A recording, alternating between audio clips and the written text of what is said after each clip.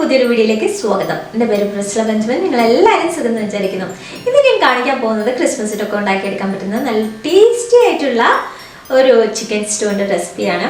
കുറച്ച് കാര്യങ്ങൾ മാത്രം ഫോളോ ചെയ്താൽ മതി. നല്ല ടേസ്റ്റി ആയിട്ട് തന്നെ നമുക്ക് ഉണ്ടാക്കിയെടുക്കാൻ പറ്റും. അപ്പം നേരെ വീഡിയോയിലേക്ക്.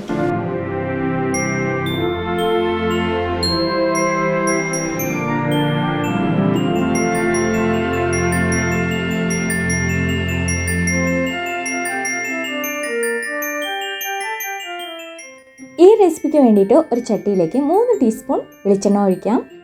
എണ്ണയൊന്ന് ചൂടായി വരുമ്പോഴേക്കും ഇതിലേക്ക് 3 ഏലക്ക, 3 ഗ്രാമ്പു, ചെറിയ കഷ്ണം പട്ട, 1/2 ടീസ്പൂൺ ജീരകവും 1/2 ടീസ്പൂൺ പെരുംജീരകവും ചേർത്ത് 3-4 മിനിറ്റ് റോസ്റ്റ് ചെയ്തെടുക്കാം.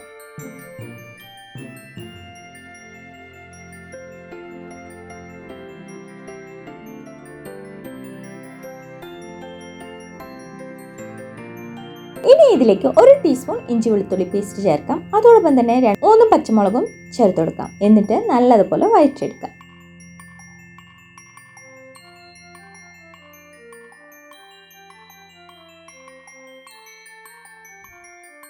ഒരു സവാള, കുറച്ച് കറിവേപ്പില, ആവശ്യത്തിന് ഉപ്പും ചേർത്ത് ഒന്നും കൂടി വഴറ്റിയെടുക്കാം.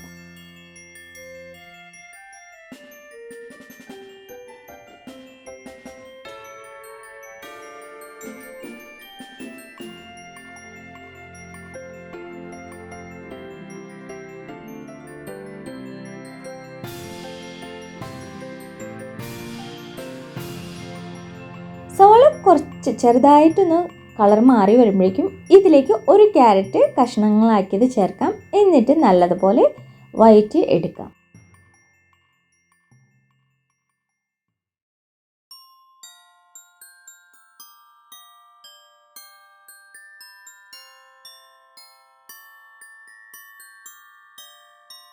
ഇനി ഇതിലേക്ക് 1/4 ടീസ്പൂൺ മല്ലിപ്പൊടിയും 1 ടീസ്പൂൺ കുരുമുളക് പൊടിയും ചേർത്ത് പച്ചമണം മാറുന്നവരെ വഴറ്റിയെടുക്കാം. പച്ചമുളകും കുരുമുളക് പൊടിയും നിങ്ങളുടെ എരിവിനനുസരിച്ച് ചേർക്കാം.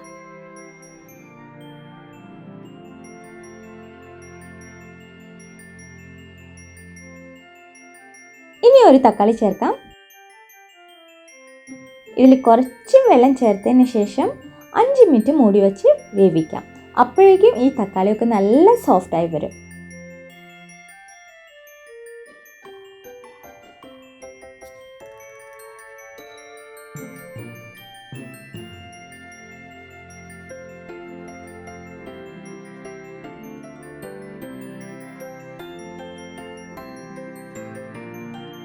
ഇപ്പോൾ തക്കാളിയൊക്കെ നല്ല സോഫ്റ്റായി വന്നിട്ടുണ്ട്. ഈ സമയത്ത് നമുക്ക് ഇതിലേക്ക് ചിക്കൻ ചേർത്ത് കൊടുക്കാം.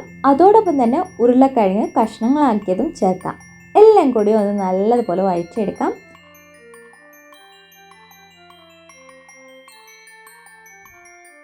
ഇനി ഇതിലേക്ക് 2ാം തേങ്ങാപ്പാൽ നമുക്ക് ഒഴിച്ചു കൊടുക്കാം. എന്നിട്ടൊന്ന് മിക്സ് ചെയ്തതിന് ശേഷം 10 മിനിറ്റ് മൂടി വെച്ച് വേവിക്കാം.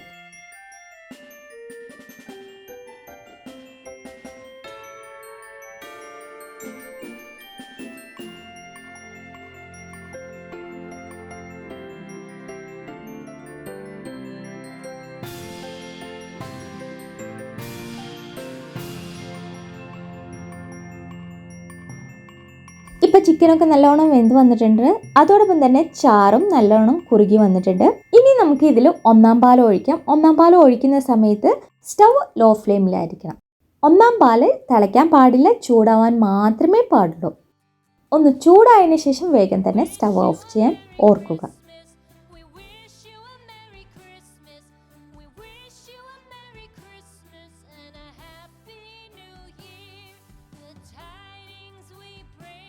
ഇനി ഇതിലേക്ക് 1 ടീസ്പൂൺ വെളിച്ചെണ്ണ ചേർക്കാം. കറിവേപ്പിലയും മല്ലിയിലയും വേതിരി കൊടുക്കാം.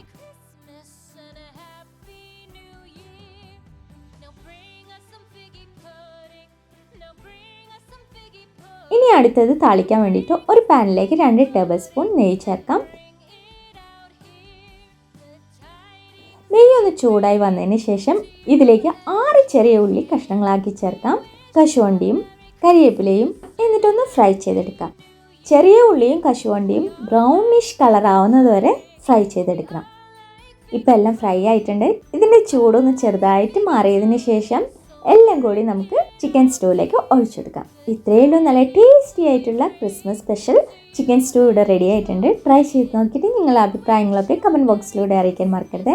ഈ വീഡിയോ നിങ്ങൾക്ക് ഇഷ്ടമായിട്ടുണ്ടെങ്കിൽ ലൈക്കും ഷെയറും, അതോടൊപ്പം തന്നെ നിങ്ങൾ ഇതുവരെ എൻ്റെ ചാനൽ സബ്സ്ക്രൈബ് ചെയ്തിട്ടില്ലെങ്കിൽ സബ്സ്ക്രൈബും കൂടി ചെയ്യണേ.